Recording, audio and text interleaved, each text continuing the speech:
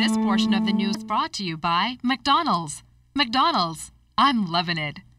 Well, after nearly 2 days off the job, Bahamas Air pilots are now back to work. The decision, we're told, was made late last night. Now, the standoff came amidst failed union negotiations. The two-day industrial unrest left scores of passengers from the Bahamas and United States stranded for hours. LaDon Davis visited Lynden Pinland International Airport today and tells us that some passengers are still uncertain as to when they will make it to their final destination. When ZNS News arrived at Bahamas Air's ticket counter at the Lynden Pinland International Airport early Wednesday morning, we met dozens of disgruntled passengers still waiting in long lines to be checked in for their flights to Florida for the holidays, even after pilots returned back to work today. I sleep here last night to be on the first flight, but we still are waiting. They had to issue all of us vouchers, $200 vouchers yesterday, so I don't quite understand the logic behind that. The communication was poor in the airport yesterday. But those passengers are not the only ones waiting in line for a second time. We spoke to others who say this industrial unrest by Bahamas Air pilots has not only put a damper on their holiday plans, but has inconvenienced them greatly. They're now calling on authorities to raise the bar when it comes to providing quality service to its customers. Like I have spent $2,500 with them. If they would give me my money back, I would have chartered a flight into into Fort Lauderdale. You know, on a round trip flight from Freeport yesterday morning, and it was cancelled after 6 yesterday evening. So, well, I'm back here this morning. Hopefully I'll get to Orlando sometime today. On Tuesday, Bahamas Air released a statement claiming that several captains on a turboprop aircraft earned the maximum of $91,000 annually, and some jet captains earned the maximum of $132,000 before benefits of 18% and overtime is paid. The statement also pointed out that Bahamas Air has made every effort to negotiate in good faith with the Pilots Association to conclude a new industrial agreement, and despite these efforts, the pilots chose to walk away from the table and take illegal industrial action in a bid to secure a pay package. Bahamas Air's executive managing director, Henry Woods, who did not want to talk on camera but spoke to us by telephone, said no agreement has been made and the company now has to do damage control. We've had no discussions with the pilots.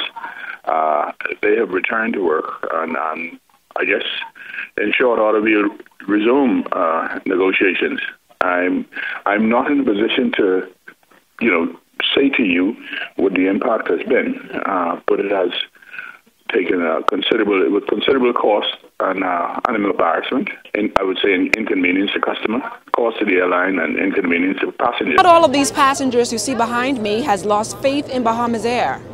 Once Bahamas Air flying, if they fly late, I'll go with them. I have no difficulty. Sometimes these things happen. Still have a lot of confidence in Bahamas Air. So. LaDon Davis, ZNS Network News.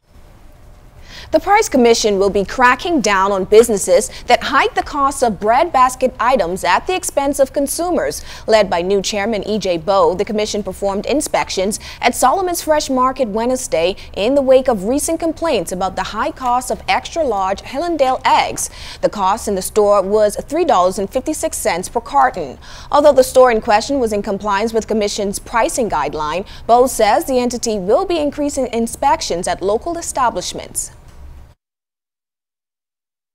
Our problem here now is that the local producers, they are not meeting the demand, and hence that is something we have to address. Now that I am back as chairman of the Prices Commission, I could assure you and the general public that we'll be out there, at least some inspectors, on a daily basis, because we must protect the consumers.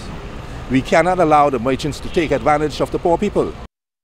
Well, the cost of eggs have gone up in the U.S., as is traditional at this time of year, and that has been reflected locally. Bowe says, though, that some establishments do attempt to take advantage of consumers. Enough is enough. We got to get out there and protect those consumers. Our focus is on protecting the consumers in this country. And believe me, the consumers need that protection. Let no one try to fool you or tell you otherwise. And that is why we have to do our job and do it without fail or failure. And another thing, the law is for everyone, and no one is above the law. No merchants or nobody, big or small, in between. And we will see to that. This portion of the news was brought to you by McDonald's.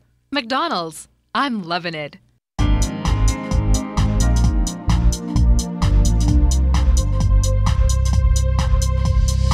is your Royal Fidelity Business News. I'm C.S. Scatterly.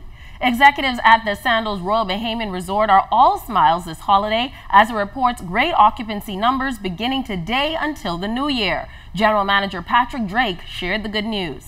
From the 24th, we're pretty much going to be full right through to the New Year's. We already have a lot of requests from our returning guests to come down to spend Christmas and New Year's with us. They know about our infamous New Year's Eve parties. You know, we'll have this ballroom rocking, and then we'll take people out onto the pool deck to bring them New Year, and then we'll obviously have our fireworks and a lot of dancing and a lot of champagne overflowing. In other business news, the Bahamas International Securities Exchange has a new chairman of its board of directors. Andrew Strawn takes over the post after serving as deputy chairman for the past year. He replaces Ian Fair, who served a 15-year term. And in international news, minimum wage hikes across the country are having an impact on the largest private employer in the United States. Walmart employs more than 1.3 million people in the U.S. and will raise the base salaries at 14,000 stores, or about 1/3 of its U.S. locations. The decision comes as minimum wage are set to rise in 9 states beginning January 1st, including Florida, Ohio, and other larger states. This has been your Royal Fidelity Business News. I'm C.S. Scatterly.